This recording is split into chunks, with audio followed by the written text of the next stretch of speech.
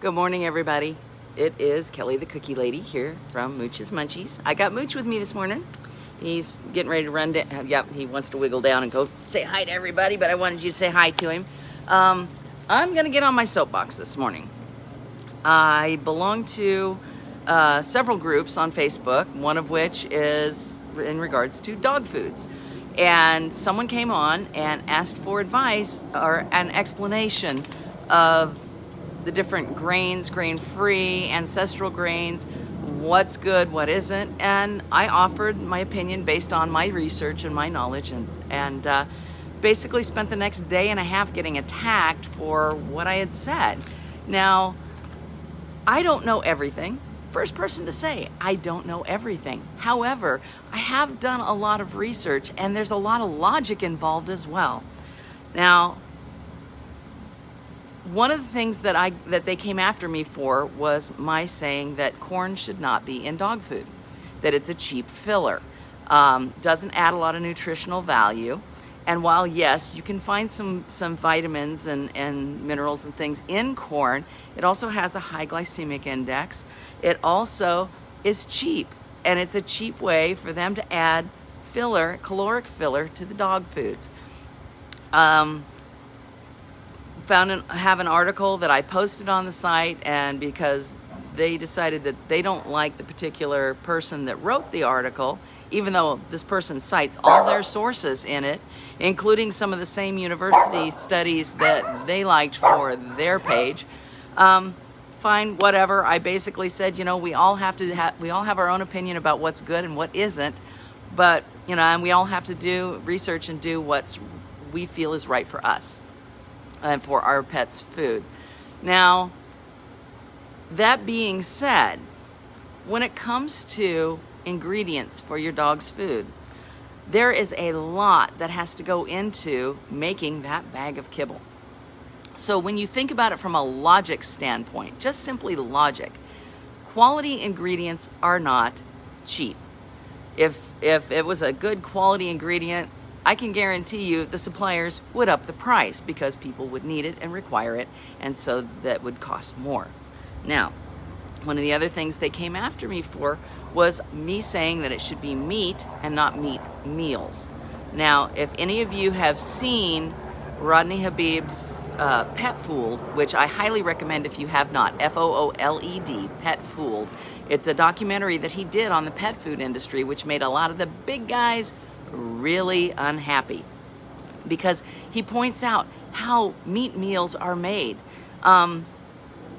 It's all the bits and the yucky stuff and all the diseased, dead, all kinds of icky stuff that goes in and is burnt down into this tiny little crumble. It's not even recognizable as having ever been a food source to begin with, no matter what shape it was in when it went into the rendering plant.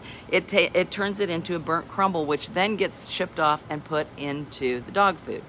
So one of the other things is AFCO is supposed to be the board that oversees pet foods. The difference is AFCO is actually a advisory board, which means they can't actually enforce any of the things. It's a regulatory board can go and say it has to be like this. You have to do it this way. AFCO is a whole bunch of pet food producers, usually mostly the big guys, that got together and said, okay, this term means this term means that. They set the standards as to what the terms mean. So, for example, meals. Okay. Meals are basically different things that are burned down at the rendering plant into that little crumble. If it's one specific kind of meat, so it'll say chicken meal or beef meal or lamb meal, that means it's only that kind of animal. Okay, but it doesn't say what parts of the animal, and then if it says it's a byproduct meal, that means it was the really icky bits. I will actually do a post later and talk about and explain it in greater detail, because trying to remember all of this and not make it into an hour-long lecture will take quite a bit of time. But a byproduct meal means blood, bone, feathers, beaks, feet, all that stuff. And so there's so many things, and they're trying to tell me, they were trying to tell me that a meat meal was actually a more concentrated nutrition and a better way to regulate how much nutrition was going into the food. So basically what I suggested to her was that then she needs to cook her next steak and chicken until it's nothing but a pile of unrecognizable burnt crumble, because it's healthier for her. And then I promptly, after that, decided I wasn't going to go back to that conversation anymore, because one, I was starting to get way too irritated, and I don't like making snarky comments when I'm trying to help educate. So I knew for me it was time to step back and go, they're going to believe what they're going to believe. I know what I believe. And if someone can show me proof otherwise, then I will change my mind. But I got the feeling that they weren't ready to hear it or didn't want to learn. There were a few people that liked my comments and that kind of thing, so I know I'm not the only one. But I'm not going to waste my time banging my head into a wall. But what I was talking about with the bag of dog food, if you're going for the cheap dog food, I can guarantee you there's not a whole lot of healthy stuff going on in there. Now, let's think about it for a second. Every single business that's out there, including ours, is trying to make a profit. We're not trying to make a massive amount of profit at anybody else's expense, but we do have to cover our costs, and we still have to try to be able to grow the business. So profit is important. I get that. But then we have the cost of goods. You have to buy the products that are going into your food. So if you're going to put corn in it, you can get that from the distributor that got it from the farmer. Okay, farmer has his costs, he has to make his money. The distributor has to make their money.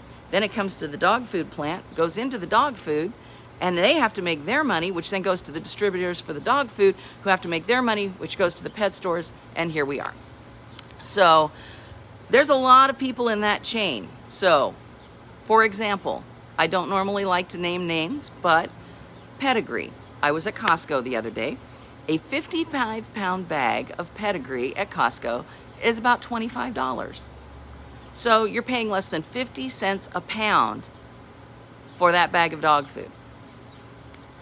Now, given what I've just said about how many different chains go into getting it to that place and the profit that needs to be made by each one, how much actual food value do you think is in that bag of food? Just from the logic standard alone of it being grown, shipped, processed, shipped, put in the food to be processed again, shipped, distributed, and sold. There's a lot of people that have to make a profit in that. And that means that there's not a lot of food in it. I take that back. There's food, but is it nutritional food? Is it good food for your dog? So whatever food you feed, make sure, I still say this, it needs to be meat as the main ingredient, not a meat meal. Just because it has nutrient value doesn't mean it's good. And these people that were telling me that, well, because meat has water in it, and when it's cooked, the water comes out.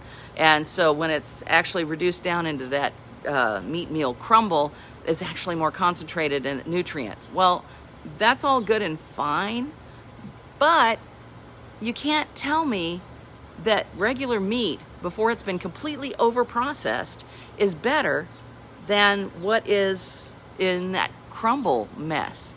Just because it's got some vitamins and nutrients and minerals in it doesn't necessarily mean it's a good thing to eat. And my comparison back to that person was, well, so that's like saying, comparing regular meat to meat meal is the equivalent of basically saying that chicken McNuggets are healthy. It's not the same thing. Anything that is, this is why so many people are adamant about feeding raw, because raw is the base nutrient. It's real. It's how it was supposed to be eaten for dogs. In the wild, that's what they ate, was raw meat. You didn't really see them going through the cornfields and gnawing on ears of corn. So I still believe meat should be your main ingredient on your dog foods. I believe that corn and soy and wheat do not belong in your dog food. And the reason is, especially with wheat, our dogs' digestive systems are shorter than ours. they do not have time to process that wheat before it comes out the other end, which is where you get your stinky gas. You get the really icky, and when you've got bad gas like that, it doesn't feel good. So that means your dog probably doesn't feel good. And I also look at dog food bags that use meat meals, and they always end up adding chicken fat. If you look in the ingredients list, almost inevitably you will find chicken fat. That's because they have to cover it back up to the point that the dog will be willing to eat it. If you've got a dog that's not excited about their food, it probably means that they don't like the way it tastes, but they eat it because they got to, because that's what there is. That's what you put down there for them. So take the time. They are our fur kids. We love them. They are our babies, and they look to us for what they get. Now, I know that there are sometimes, and I apologize for the pool monster that you hear. It's a crawler climbing up the edge. That horrible sucking sound. But anyway, just like children, you go to fast food restaurants, they love the stuff, but you don't want to give them a full diet of it. So if you do occasionally give them, a treat that isn't necessarily the best quality, or occasionally give them something that's got a little bit higher fat content to it, whatever, that's fine. Just don't make it an everyday. It's important that we make sure that they're eating as healthy as they can so they live healthy, longer lives. And just whatever you decide to feed, please make sure it's a good quality. We want your pets to have the best that they can possibly have in their world. And that's the whole reason why we started Mooch's Munchies. Not only, now we sell foods, but when we first started, we were just the treats.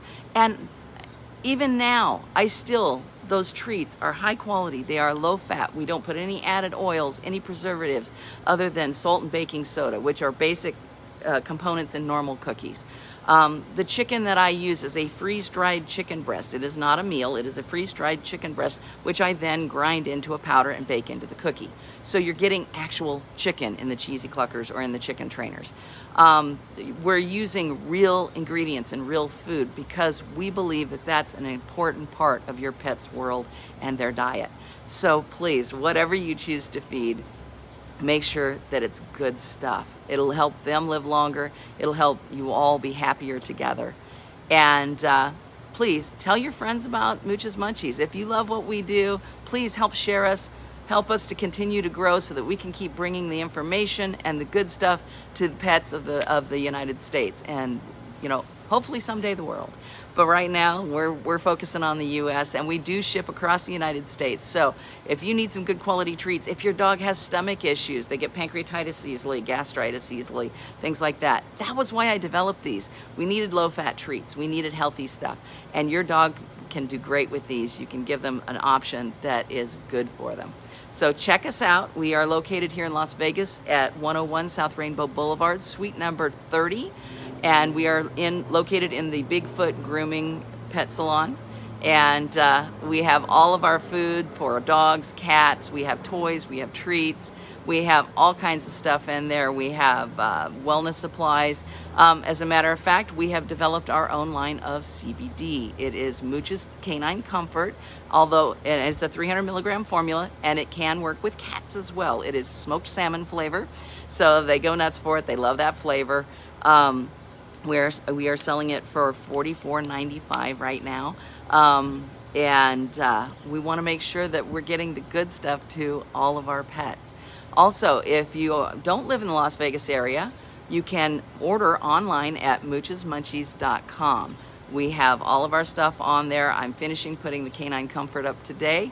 You will see it is listed as hemp, and that's because the CBD oil that we get is from the hemp plant, and we want to make sure that everybody knows that. It is a full spectrum, so that's got the best quality that you could possibly ask for.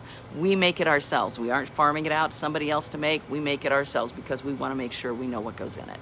So that said, you guys have a possum day. I've got to go get some cookies made so that we can get them sent out to you guys. Thank you for watching. Thanks for sharing. Robin, thanks. Beth, thanks. And everybody else that joined in today. We sure appreciate it.